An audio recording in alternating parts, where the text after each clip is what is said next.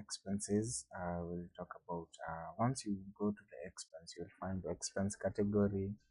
Expense category might be electric bill, might be rent of something, rent. Yeah, might be fuel, fuel or something. So that is how you basically define expense category. Expense list will be on how you pay the expenses. Let's say you want to add an expense, you just add an expense, then choose the date of the expense. Expense category, it might be rent.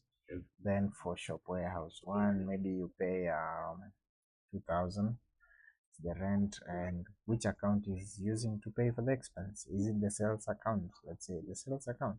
We submit, then that is recorded as an debit, not a credit to the account. Remember, you wanna add an expense the same way, so choose the warehouse, and that is how you access the income.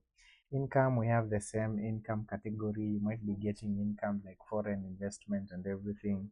Income list, if you want to add an income from the based on the income, invest on the income category, then income list will show you the list of the incomes that you've got. Then on the quotation, you'll find a quotation list. Quotation list will show you the quotation that we've done before. On the add quotation, let's try and add quotation. Click add quotation, you select dealer, which is the person creating that quotation. Supplier, you can ignore the supplier if you're using multiple items from different suppliers. Warehouse, which warehouse are using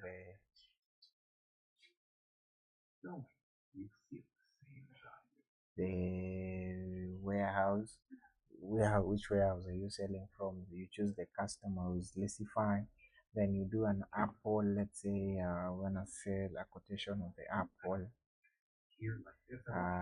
let's say Apple Watch series.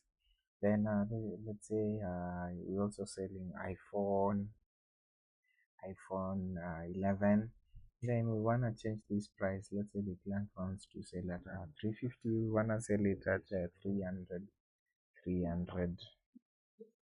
Then this one at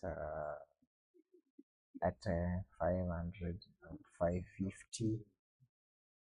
Then we update, then giving the discount a discount of 100, flat discount. Then tax, let's say VAT, but now the products have been inclusive of VAT. This one is inclusive of VAT, so but we can still add the VAT, the shipping cost and everything. Once we do that, it gives us a grand total, then we submit. Then from there we'll view the quotation, and the quotation here, this is how it's gonna look like. So that is how basically to create a quotation and view the quotation list.